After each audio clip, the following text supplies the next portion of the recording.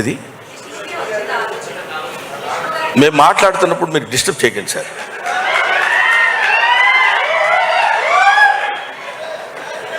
తీసుకో.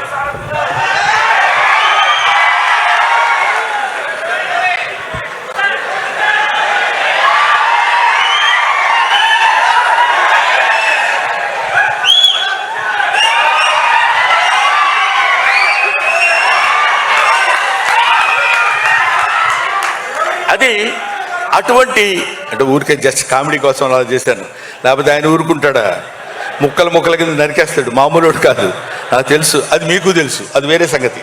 కానీ అటువంటి ఇక్కడ ప్రతిదీ మనం నాకు తెలుసు, నేను ఎక్కువ మాట్లాడుతున్నానని.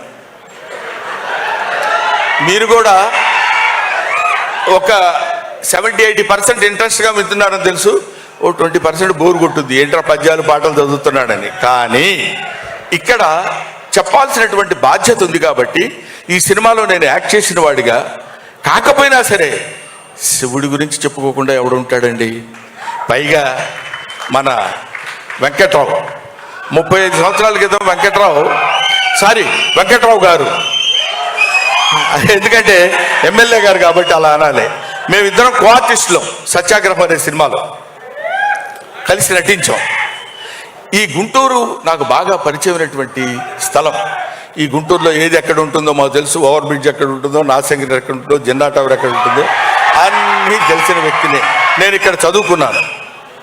ఒక్క మాటలో చెప్పాలంటే ఈ ఊరు వచ్చి లారీలకి పెయింటింగ్ కూడా వేశాను నేను. సరే, అదో పద్ధతి. ఇది చెప్పడానికి ఎందుకంటే ఎంతసేపు అరుస్తున్నావు అనుకోవచ్చు మీరు.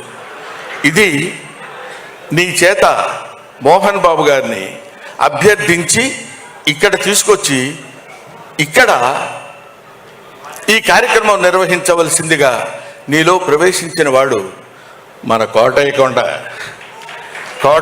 వాడు ఉన్నాడు. చేదుకోకోటయా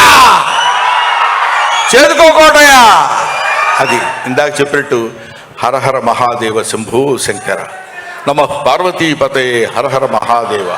ఆ తండ్రి తలుచుకుని ఇన్ని రకాలైనటువంటి కారణాల వల్ల మనం ఒక అద్భుతమైన రీతిలో ఈ గుంటూరు ఒక అందమైనటువంటి కళలకి కానాచి గుంటూరు ఈ ప్రదేశంలో ఈ కార్యక్రమం నిర్వహించాలని నిర్దేశించిన వాడు సకల సృష్టి స్థితి లయకారుడైనటువంటి పరమేశ్వరుడు, ఈశ్వరుడు.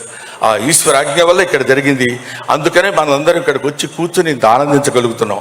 ఇందాక ఆయన చెప్పినట్టు ఇది లైవ్లో చూస్తున్నటువంటి వాళ్ళకు కూడా పరమ పవిత్రమైనటువంటి భావన కలిగి ఎంతో ఆనందాన్ని, ఆశీస్సుల్ని భగవంతుడు అందిస్తాడని కోరుకుంటూ మీరు ఈ సినిమా చూడండి, తప్పకుండా దిగ్విజయం చేయండి అని నేను మనస్ఫూర్తిగా కోరుకుంటూ, సినిమా చూసి సినిమా దిగ్విజయం చేసి డబ్బులు సంపాదించి మోహన్ బాబు గారికి ఇచ్చేద్దాం అది కాదు.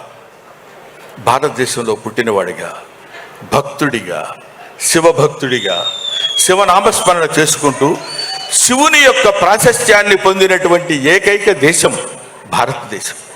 ఈ భారతదేశపు ఖ్యాతిని నలుమూలలా వ్యాపించే విధంగా చేస్తే అది మనకి పుణ్యం, మన భారతదేశంలో పుట్టినటువంటి నటీనటుల పుణ్యం, మోహన్ బాబు విష్ణు పుణ్యం. Thank you very much. Thank you Brahmanandam గారు, థ్యాంక్ యూ సో మచ్.